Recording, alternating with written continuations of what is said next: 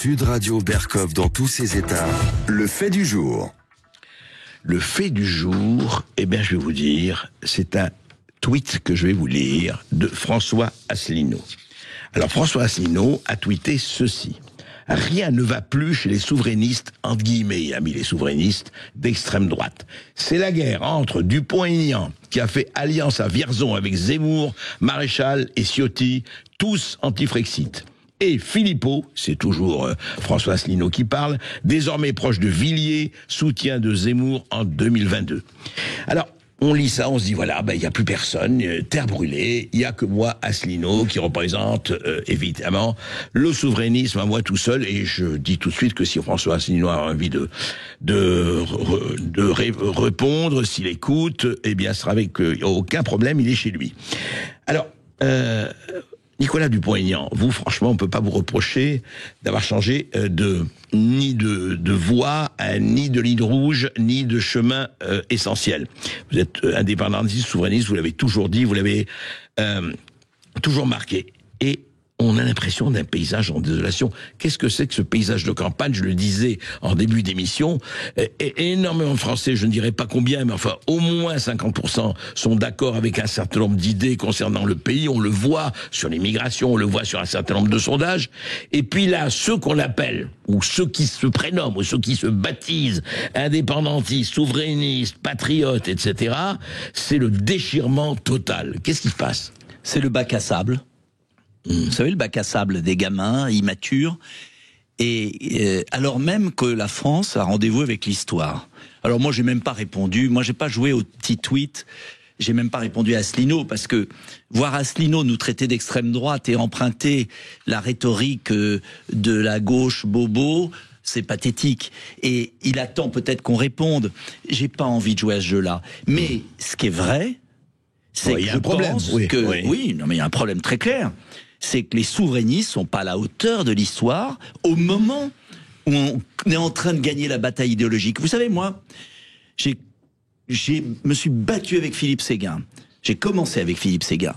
J'ai rompu avec l'UMP sur le traité, sur bien sûr la Constitution européenne, quand Sarkozy a fait revoter par le Parlement ce qu'avait dénoncé. Il s'était assis dessus avec le traité de Lisbonne. J'ai tout quitté au moment où Sarkozy gagnait. J'aurais pu être ministre de ceci, des choux farcis. J'ai tout quitté. J'ai fondé Debout la France. J'ai voté contre tous les traités européens. J'ai pas de leçons à recevoir des uns ou des autres. Mais en fait, c'est un peu le côté secte. Asselineau a son parti et joue à son parti. Florian Philippot, qui a des grandes qualités, qui fait un travail formidable, a fait des assises magnifiques de la souveraineté ce week-end, il n'a pas voulu m'inviter. C'est puéril. Et ils se bagarrent tous les deux, et aux européennes, j'ai essayé de les mettre tous les trois. Tous les trois, je voulais qu'on fasse une liste. Incapable de les mettre dans une même pièce. À la fin, qu'est-ce que j'ai fait? Aux dernières européennes? Oui. Qu'est-ce que j'ai fait? J'ai jeté l'éponge et j'ai pas voulu faire une troisième liste. C'est-à-dire, Debout la France s'est retiré. En me disant, je me suis dit, laissons-les. Qu'est-ce qu'ils ont fait? Ils sont mis face à face, avec les mêmes idées. Ils ont fait chacun moins de 1%. Bon. Est-ce qu'on peut continuer comme ça? Donc, déjà, les souverainistes ne réalisent pas qu'ils ont un trésor entre les mains. Et les Français, en tout cas les patriotes, les souverainistes qui veulent rompre avec l'Union européenne, qu'on rompe avec un Frexit dur, qu'on rompe comme moi je veux, avec d'abord une négociation de 6 mois, on fait un moratoire, et puis si ça marche pas, on se tire et il y a un vote. Qu'importe la méthode, on est tous d'accord. Il faut se libérer de l'Union européenne. Donc il faut déjà que les souverainistes s'entendent. Mais moi je vais vous dire, je suis confiant. Pourquoi ? Parce que à la base, je vais vous dire. Non, attendez. Moi, je voulais dire. Oui, non, attendez, Nicolas. Écoutez ça, à la base. Oui, à la base, oui. À la base, je vois pas. C'est bien d'être confiant, mais. Mais oui, mais je vais vous dire. Nos militants, d'Asselineau, de Philippot, de Dupont-Aignan, ils travaillent ensemble sur le terrain. Ils ont plusieurs cartes. Ils bouffent ensemble. Ils se battent ensemble. Ils se connaissent. Ils militent. C'est clair. Mais oui. Et ça, c'est le premier cercle. Et puis, les souverainistes doivent élargir le cercle. Parce que si on reste qu'entre nous en disant plus pur que nous, il y a que moi qui.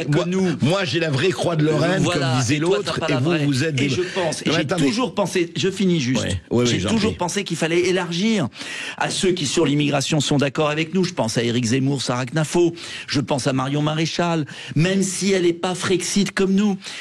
Je pense Au Rassemblement National, j'ai soutenu Marine Le Pen en 2017 parce que je voulais qu'on batte les autres, qu'on évite Macron. Voilà, moi j'ai toujours plaidé pour être droit dans nos bottes sur la souveraineté et élargir au maximum pour gagner les élections. Oui, attendez. Mais je reconnais que j'ai pas réussi à convaincre Nicolas Dupont-Aignan. Ça, on le sait, et je sais que ce que vous avez fait, et je crois que les gens qui nous écoutent vous connaissent assez bien pour le savoir. Le problème est là. Moi, je constate quelque chose. Je regarde, je regarde qu'en Amérique, les souverainistes, les patriotes ont gagné. Ils ont gagné les élections et on voit qui est là-bas. Trump, Vance, même Elon Musk avec tout ce qui se passe, avec tout le cigabard. Et regardez le travail qu'ils font. Il y a presque une guerre aux États-Unis actuellement, presque une guerre interne contre l'État profond. On aime ou on n'aime pas, c'est pas le problème. Bon, je regarde ce qui se passe en Allemagne avec l'AfD qui monte, qui devient majoritaire pratiquement dans un certain nombre de Länder. Je regarde ce qui s'est passé à Londres, la manifestation de Tommy Robinson qui a réuni plus d'1 million de personnes. Et je me dis, mais alors en France, qu'est-ce qui se passe? Juste un mot, je crois, tiens, il nous écoutait, j'ai Florian Philippot en ligne. Vous avez écouté, Florian Philippot, bonjour. Oui, bonjour. Bonjour. Alors, écoutez, vous nous écoutiez, vous avez écouté Nicolas Dupont-Aignan, vous téléphoniez, dites-nous. Vous êtes avec Nicolas. Moi, je ne rentrerai pas dans l'idée qu'il y a une guerre ou quoi que ce soit, parce que je pense que ça ne ferait le jeu que de nos adversaires et de ceux qui veulent absolument diviser. On venait d'en citer un par son tweet au tout début, on a l'habitude. Mais je veux quand même rétablir 2-3 choses. Sur les européennes, ça s'est pas passé comme ça. Nous étions sur le point de faire une liste, et Nicolas Dupont-Aignan était tête de liste. J'étais 3e, Jean-Frédéric Poisson 5e, il y avait également Pierre-Yves Rouzeron, d'autres personnalités comme Marie Doyer, le général Blanchon, Myriam Palomba. Et juste avant, 3 jours avant une conférence de presse, Nicolas nous a appelé en disant finalement je ne le fais pas.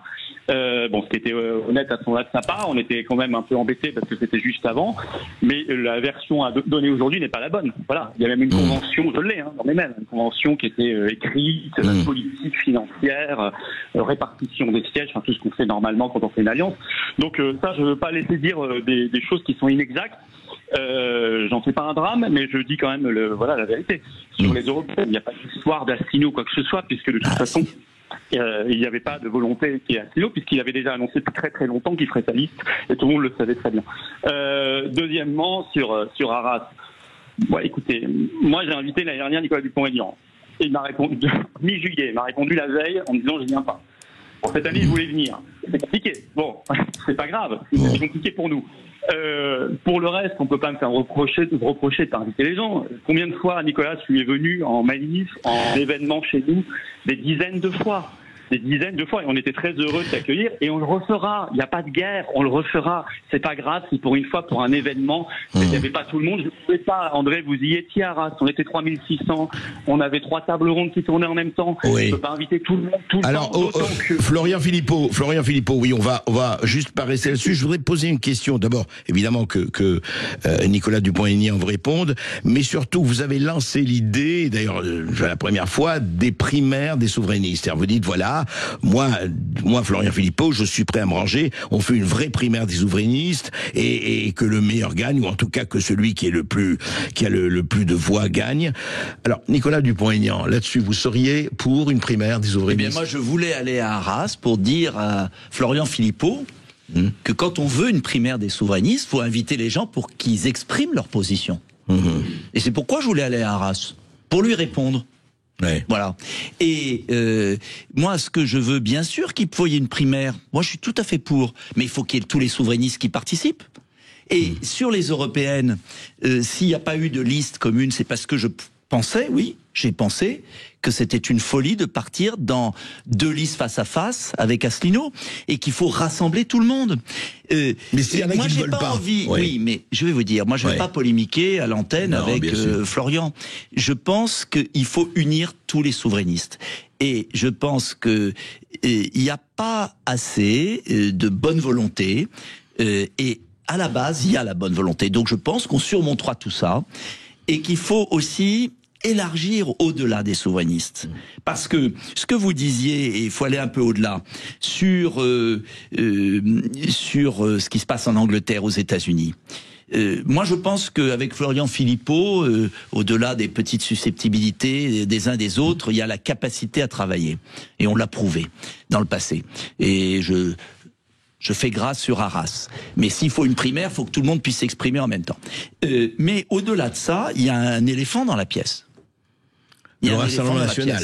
C'est le Rassemblement national qui, à force de suivre les sondages, à force de vouloir plaire au système, a abandonné tout patriotisme et finalement ne veut d'union avec personne, c'est clair, rejette tous les alliés qu'il pourrait avoir, mais c'est plus grave encore, il les rejette parce qu'il pense que s'il y a Dupont-Aignan, comme il a eu un rôle sur le Covid, que je pense glorieux, avec d'ailleurs Florian, ça va nous faire perdre des voix. Comme ils veulent pas de Zemmour et de Knafo parce que, ça va nous faire perdre des voix. Ils veulent pas de Marion Maréchal, ils ont fait un bureau exécutif au Rassemblement national avant l'été pour faire la chasse aux sorcières contre Marion. On peut ne pas être d'accord avec Marion Maréchal sur certains points, comme avec moi, comme avec Philippot, mais cette espèce de chasse aux sorcières du Rassemblement national contre toute personne qui a des convictions, qui a du caractère, qui a une intelligence, qui a de la liberté. On mettra jamais tout le monde, mais il faut rassembler des gens différents.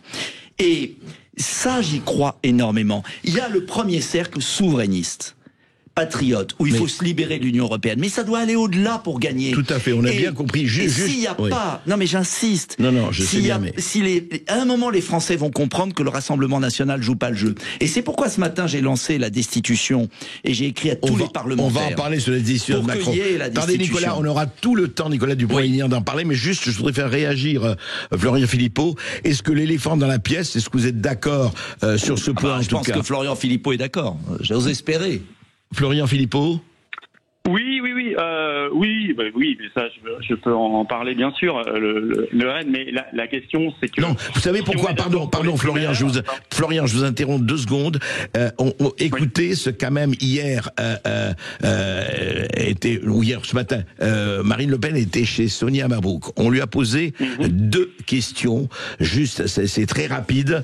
L'un sur ce qu'elle a pensé du rassemblement à Londres, du rassemblement de Londres de Tommy Robinson, et l'autre sur est-ce qu'elle signerait la pétition de Philippe de Villiers sur l'immigration, qui, je le rappelle, a fait 1 million, jusqu'à ici 1 400 000, a réuni 1 400 000 signatures. Écoutez. Nos électeurs, nos sympathisants et nos cadres peuvent participer à la signature de la pétition de Monsieur de Villiers. Parlons-en, elle a rassemblé jusqu'à ce matin, je crois, plus d'1 300 000 signataires. Vous-même vous l'avez signé, vous allez le... Non, mais encore une fois, moi je ne signe pas de pétition. Moi je dépose parce que moi je dépose des propositions de loi. Voilà, signer une pétition pour... C'est contradictoire, madame. Mais parce que je crois que, très honnêtement, tout le monde sait ce que je pense de l'immigration. J'ai peut-être pas besoin d'aller signer une pétition pour le coup. Voilà, elle ne signera pas la pétition, elle dit non, on ne manifestera pas, moi je suis au Parlement, je vais pas manifester dans la rue, mais mes électeurs ou les sympathisants manifesteront. Florian Philippot, c'est quand même effectivement, parce que on tourne autour de ça. Moi ce qui me frappe, il y a encore une fois on va pas énumérer, mais il y a les Zemmour Knafo, Marion Maréchal, et il y a les 11 millions d'électeurs jusqu'ici du Rassemblement national. Qu'est-ce qu'on peut faire s'il n'y a pas cette espèce de, en tout cas à la base, je ne dirais pas au sommet dans les appareils, s'il n'y a pas cette réunion que beaucoup de Français attendent? D'abord, je prends acte que Nicolas Dupont-Aignan est favorable à la primaire souverainiste. Il n'avait pas dit la même chose il y a quelque temps. Mais moi, je suis pas candidat à la présidentielle. Hein. Il y en a 3 là déjà chez les souverainistes: Juan Branco, François Asselineau et Nicolas Dupont-Aignan. Je pense que c'est pas bon. C'est pas le meilleur signal pour l'Union que de se lancer dans une présidentielle dans son coin, sans créer une dynamique de rassemblement et d'union. Deuxièmement, sur le rassemblement, en 10 ans, j'ai été invité une fois au congrès DLF en septembre 2020. Une fois. J'y suis allé, avec plaisir. Nous, on a invité 40 fois Nicolas Dupont-Aignan, donc j'ai pas de leçon à recevoir, je le dis et le redis, aucune leçon à recevoir. Mais voyez, c'est terrible. Mais oui, mais C'est Nicolas, faut pas terrible. dire des mensonges. Mais Voilà, c'est faut pas dire des terrible. mensonges. Quel manque de hauteur de Non, vue, quelle petitesse, Mais non, c'est toi un qui peu de dis des hauteur de mensonges. vue. Mais Bon. l'histoire est en marche c'est pas bien. et vous êtes dans vos boutiques et vous êtes dans vos ressentiments et tu es en fait exactement comme Marine Le Pen. Tu as été élevé avec elle et tu as le même raisonnement. J'en ai assez de... Vous êtes petit face à l'histoire. Il faut se rassembler. Il faut casser la baraque. Il faut répondre aux Français. Sortez de vos lignes. Sortez, élevez-vous un peu. Florian Philippot. Élevez-vous. Florian Parlez aux Philippot. Français au lieu de parler à vos boutiques. Attendez, on vous entendra pas si vous parlez ensemble. Quelle petitesse. Quelle petitesse. Quelle petitesse. Non, il n'y a pas de petitesse. Insupportable. Moi, je dis les choses. Je rappelle des faits. Et moi, Oui, mais on n'en est plus là. On parle de l'avenir, on parle des Français. On a tous des choses à se reprocher. J'ai commis des erreurs. Oui, j'ai commis des erreurs. On en a tous commis. Mais parlons de la France. Parlons de la France. Alors il ne faut pas 3 candidatures à l'élection présidentielle comme aujourd'hui. C'est une catastrophe. Mais tu le sais, Nicolas. Alors on fait rien. On fait rien, on reste ensemble. Il faut. Non, mais est-ce que, pardon, Oui. juste pour. Moi, je ne laisse pas le ton.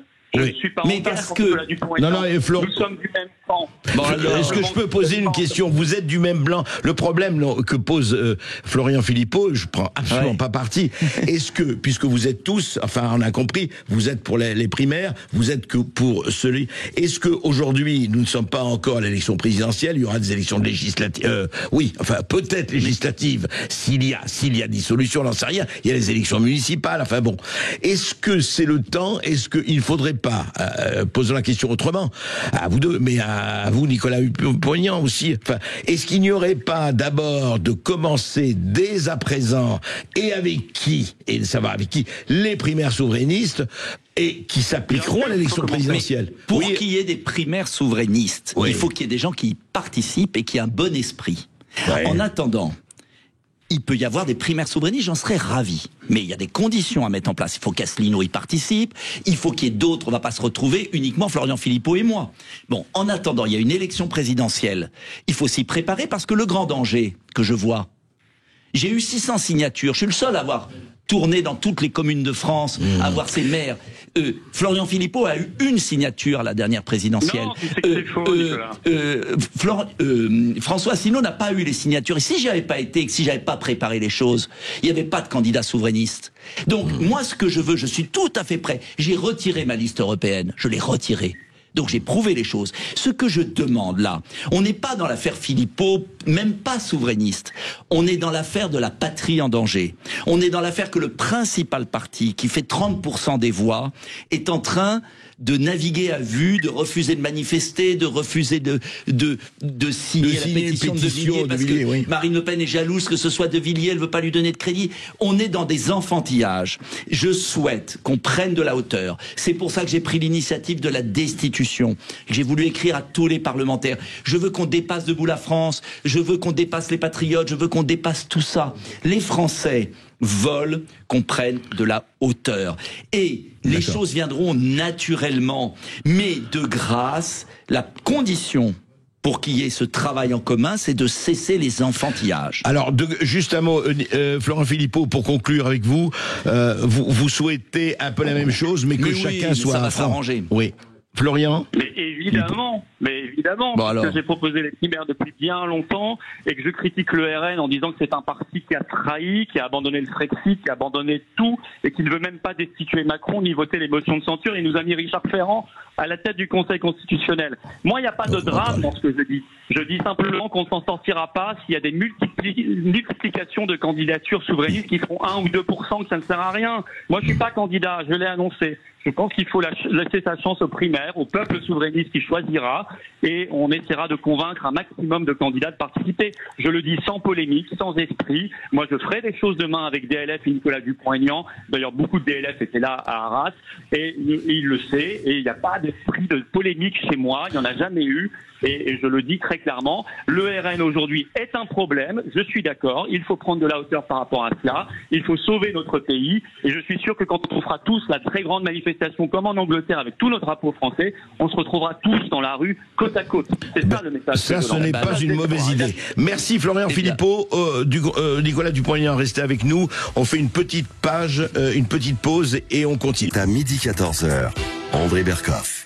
Alors, un parti qui fait 11 millions d'électeurs, le Rassemblement National, Reconquête, Zemmour, CNAFO, Marion Maréchal, et puis nous avons avec nous quelqu'un qui n'a pas donné ses brevets de souverainisme, Nicolas Dupont-Aignan, ancien député et président de Debout la France.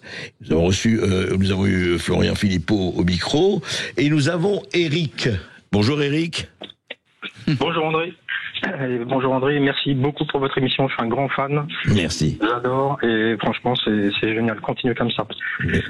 Moi j'ai un coup de gueule, j'ai envie de tirer les oreilles à monsieur Dupont-Aignan et monsieur Philippot. Oui. Parce que Pourquoi vous êtes d'accord sur beaucoup de domaines, notamment sur le Frexit, pour lequel je suis souverainiste à 100%. Je suis ancien militaire, je suis patriote. Je ne fais pas partie des patriotes, le mouvement de Florian Philippot, parce qu'il se tire des balles dans les pattes sans arrêt. Alors moi j'ai envie de vous demander de penser à la France, aux Français, à tous ceux qui veulent quitter l'Europe. Prenez exemple sur l'Angleterre, la manifestation qu'il y a eu. Arrêtez de vous tirer dans les pattes et avancez, mettez-vous une de table, buvez un coup ensemble et faites un projet, faites-nous rêver, quoi. Parce qu'il y en a marre. Mais, oui, Eric, c'est très clair, et je crois qu'Eric n'est pas le seul. Il s'en faut de penser ça. Je ne peux que dire oui à Eric. Écoutez, j'ai retiré la liste. J'ai pas voulu ajouter du bazar aux européennes. Voilà. Qu'est-ce que je peux faire? J'ai voulu aller à Arras pour dire je suis d'accord sur des primaires. Refus.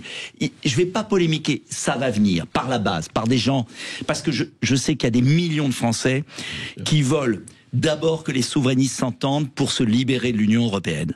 Et puis, au-delà des souverainistes, il faut tendre la main aux autres, parce qu'il y a des gens au Rassemblement National qui le veulent aussi. Et c'est pas parce que Marine Le Pen... Et puis il y a des gens en dehors des partis, il y a des millions de Français qui ne sont pas dans un parti. Jordan Bardella et Marine Le Pen sont tétanisés par le système, que leurs troupes n'ont pas envie aussi. Et puis, chacun doit arriver avec ses différences, ses nuances. C'est pas grave. Il y a moins de différences entre nous que entre les écolos, les socialistes, LFI. Donc, oui, mais ça va venir par la base. Et de toute façon, je vais vous dire, si à la tête, il n'y a pas de capacité de rassemblement, eh bien, les Français en choisiront d'autres. Voilà, oui, je vais vous dire très clairement. Et ça viendra. En tout cas, je pense avoir montré l'exemple. J'ai été le premier à voter Marine Le Pen en créant un scandale à l'époque. Parce que je savais que Macron était dangereux. Mais qu'est-ce que j'ai pris dans la figure? Voilà, j'ai toujours essayé. Donc on ne peut pas me... Je voudrais vraiment qu'on soit pas injuste avec moi. J'ai eu mes défauts, peut-être. Oui, qui n'est pas parfait. Mais aujourd'hui, je tends la main aux uns, aux autres. D'ailleurs, je suis un des rares qui peut parler à tous. Donc, certes. Alors justement, vous dites Macron, vous dites j'avais senti que Macron était un danger, mais là vous êtes allé beaucoup plus loin. Vous venez d'envoyer ce matin une lettre à tous les députés et sénateurs. On va pas la lire entièrement, mais vous dites destitution de Macron. On ne peut pas attendre comme ça. Vous dites juste, je cite quelques extraits de votre lettre, Nicolas Dupont-Aignan. Force est de constater que le président de la République agit depuis le début de son mandat en violation de ses articles 3 de la Constitution, article 5. Article 35, article 53, on peut s'y référer, endettant la France de plus de 8 milliards d'euros, en dépossédant la nation au profit de particuliers de puissances étrangères, bradant de plus de 1600 de fleurons industriels et plongeant ainsi la France dans un désastre économique sans précédent, fermant des chaînes de télévision, en refusant de prendre acte des résultats des élections législatives du 7 juillet 2024 et en voulant imposer à 3 reprises un Premier ministre ultra-minoritaire, en restant sourd à 2 censures, en laissant Ursula von der Leyen porter atteinte aux intérêts fondamentaux du pays par la signature du Mercosur et autres, et vous dites à la fin, voilà, il est de votre devoir, vous dites aux députés, il est de devoir et de votre responsabilité, avant qu'il ne soit trop tard, d'empêcher l'irréparable et de permettre au peuple français, par une nouvelle élection présidentielle, de choisir souverainement son destin. Alors très bien, Nicolas Dupont-Aignan, mais vous le savez très bien qu'aujourd'hui, connaissant les choses étant ce qu'elles sont, comme disait un certain général, quelle chance vous avez, c'est très presque impossible d'obtenir vous avez raison. Mais si dans l'histoire on s'était arrêté à chaque fois que c'était impossible, la France n'existerait plus. Et je remarque que quand je demandais la censure dès la nomination de Michel Barnier, on me disait c'est impossible. Ils ont le jeu des partis politiques, des clientèles a fait qu'on a attendu pendant des mois pour Barnier. Il y a eu la censure. On a recommencé le cirque avec Bayrou. Il a fallu attendre. J'ai dit mais pourquoi vous le censurez pas tout de suite? Non, les petites combines. Et ça recommence avec le Cornu. Et ce qui m'a choqué le plus, c'est entendre Marine Le Pen et Bardella dire on veut la dissolution, on veut la démission, mais ils savent pertinemment que la dissolution et la démission dépendent de Macron. Bien sûr. Et que Macron ne le fera pas. Et ils ont une arme. Peut-être la dissolution, oui. Ils ont une arme à disposition. Oui.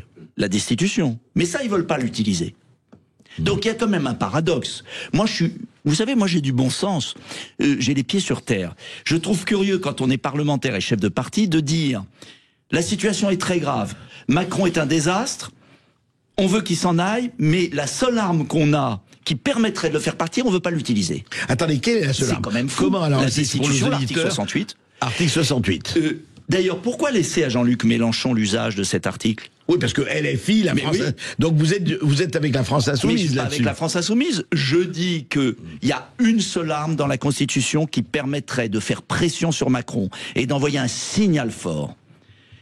Cette arme, Mélenchon l'utilise et le Rassemblement national ne veut pas l'utiliser. Ce faisant, il est complice de Macron. Il faut une majorité Des simple. 2 tiers.